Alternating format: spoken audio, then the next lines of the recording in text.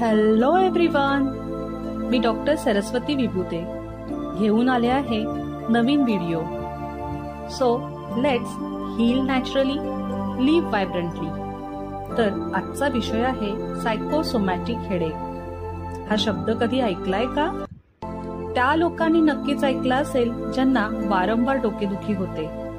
खूप साऱ्या तज्ज्ञ डॉक्टरांना दाखवलं जातं, चाचण्यांचे रिपोर्ट्स नॉर्मलच येतात आणि उपचार करून सुद्धा तुम्हाला तात्पुरतं बरं वाटतं. मग तुमची डोकेदुखी ही सायकोसोमॅटिक या प्रकारात मोडते असं सांगितलं जातं. काय आहे हे सायकोसोमॅटिक हेडेक?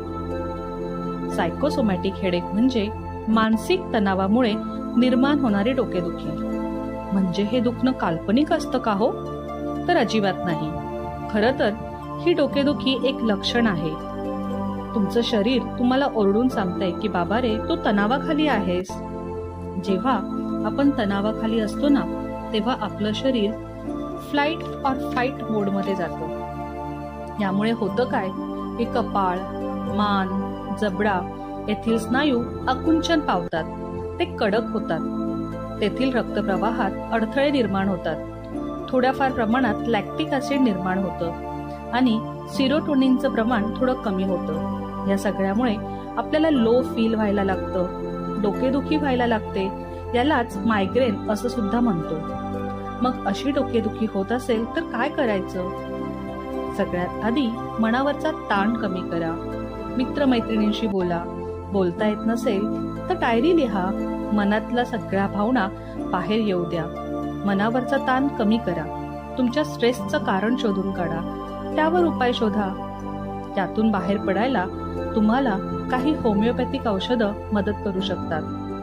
आज मी तुम्हाला काही फर्स्ट एड होमिओपॅथिक मेडिसिन बद्दल सांगणार आहे, पण तज्ज्ञ डॉक्टरांचा सल्ला नक्कीच घ्या हा. यासाठी मलाही तुम्ही संपर्क करू शकता. आपण जी औषधं बघणार आहोत त्यातील फर्स्ट रेमेडी आहे बेलाडोना 30.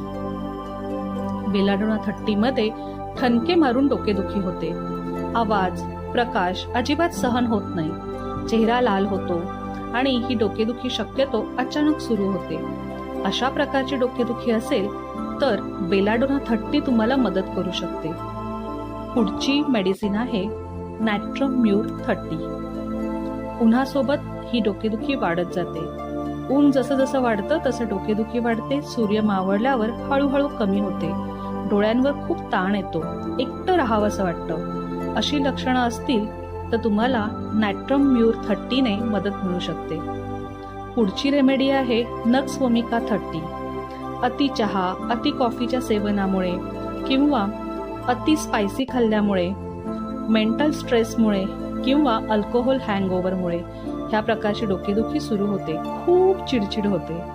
अशी डोकेदुखी तुम्हाला असेल तर नक्स वोमिका 30 तुम्हाला मदत करू शकतं. ह्या झाल्या काही फर्स्ट एड मेडिसिन. तर यापुढे अशी डोकेदुखी तुम्हाला जर झाली ना, तर स्वतःला नक्की विचारा, मी कुठल्या ताणाखाली आहे का? मला काही टेन्शन आहे का? मैत्रिणींनो, पुढच्या भागात मी तुमच्यासाठी हेडेक रिलॅक्सेशन टेक्निक घेऊन येणार आहे. तुम्हाला हा व्हिडिओ उपयुक्त वाटला का? मला कमेंटमध्ये नक्की कळवा. तुमच्या आप्तजनांसोबत हा व्हिडिओ शेअर करा. त्यांनाही ही माहिती उपयुक्त ठरेल. चला, आपण पुन्हा भेटू. तोपर्यंत बाय. आनंदी रहा, निरोगी रहा.